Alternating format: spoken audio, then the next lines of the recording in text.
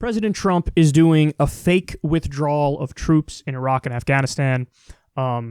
He's going to pretend it's a withdrawal. It's not a withdrawal. There's still 5,000 troops there, and he's probably going to shuffle thousands of others from one place in the Middle East to another place in the Middle East and not actually bring them home. So it's kabuki theater. It's nonsense. It's bullshit. He's a fraud. That he's a beta cuck, and he's caving to the deep state and the military-industrial complex. But the Democrats are now responding to Trump. And, this is the hashtag resistance people. So let's see how they decided to hashtag resist Trump on this move. All of the military commanders have spoken up and said this is the wrong thing to do. We want our troops home, but let's not bring them home in body bags. And that's potentially what's going to happen if this president gets his way and puts his own political timeline ahead of our national security. That is Iraq War veteran Senator Tammy Duckworth, a Democrat of Illinois. Now notice the dirty trick they did here.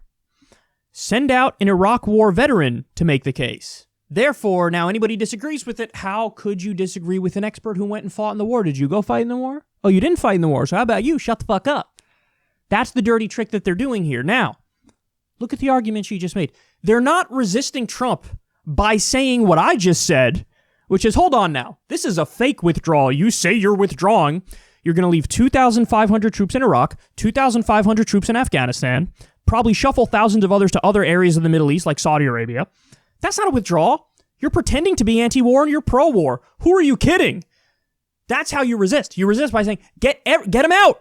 Actually get him out. None of this nonsense fake theater that you're doing. Instead, what do?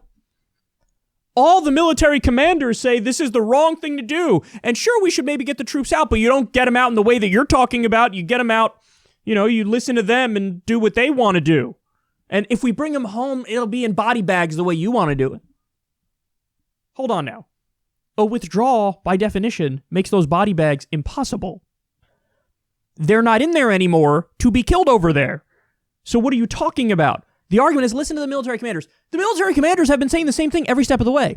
Give us more time, give us more troops, give us more money. That's what they always say. They've never not said that. Let's be done with this myth about generals and commanders in the military, as if they're apolitical, neutral experts. No, everything they talk about is highly political. We're talking about war. There's a reason why we have civilian control of the war. There's a reason why the president is the commander-in-chief. These people, when all you have is a hammer, everything looks like a nail. So they're always going to want more time, more money, and more troops. Now, don't take my word for it. This is the easiest lesson of history to learn when you go back and look at the Vietnam War. Every single step of the way, every president was being advised by generals who were saying, we need more troops, more time, and we'll win, but we need more money, more troops, more time, so shut up and give us that. And then every single president would escalate and escalate and escalate, and more Americans would die, and more civilians in Vietnam would die.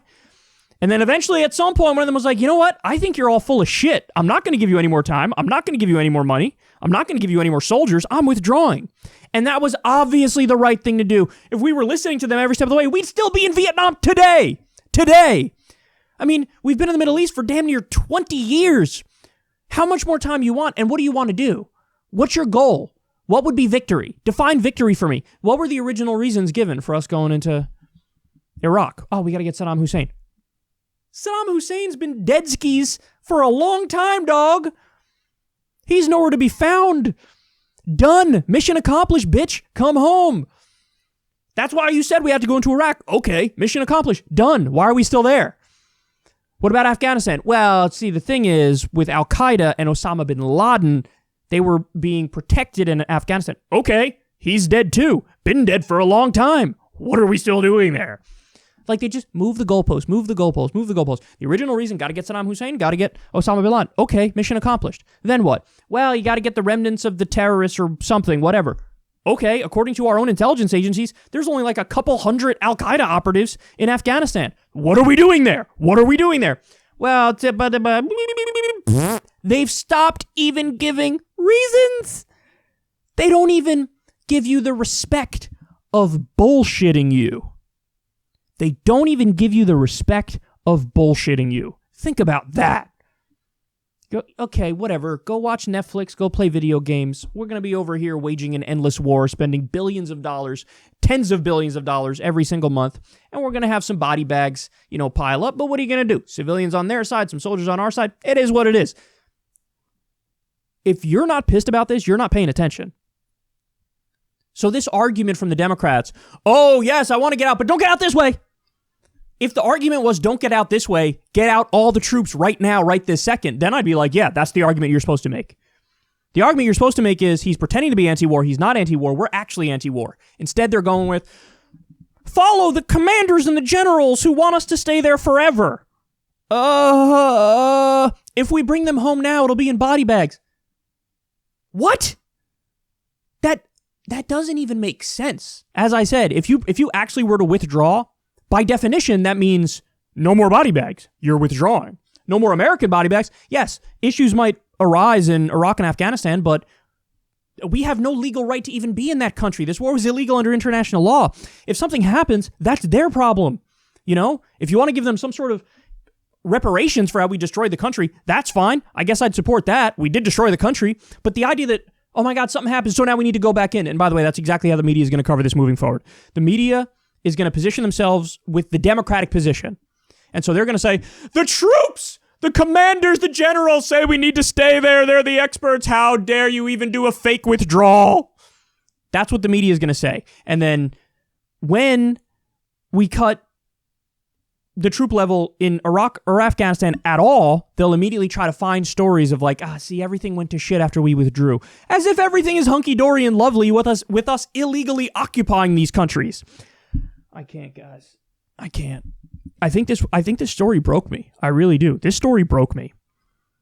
Because Trump is doing fake anti-war stuff, keeping 2,500 troops in Iraq, 2,500 troops in Afghanistan, shuffling thousands of others to other places in the Middle East, just like he did with Syria, where he pretended to withdraw and he just moved the troops from one place to another to protect the oil, steal the oil.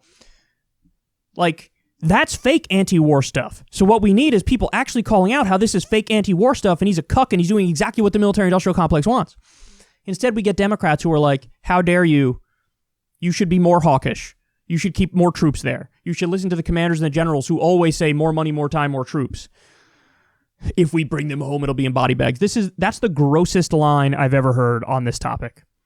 Because what she's advocating for will unquestionably lead to more body bags. Unquestionably. But somehow she flips it. And you can't disagree with her because she's an Iraq war veteran. That's the dirty trick that they're playing.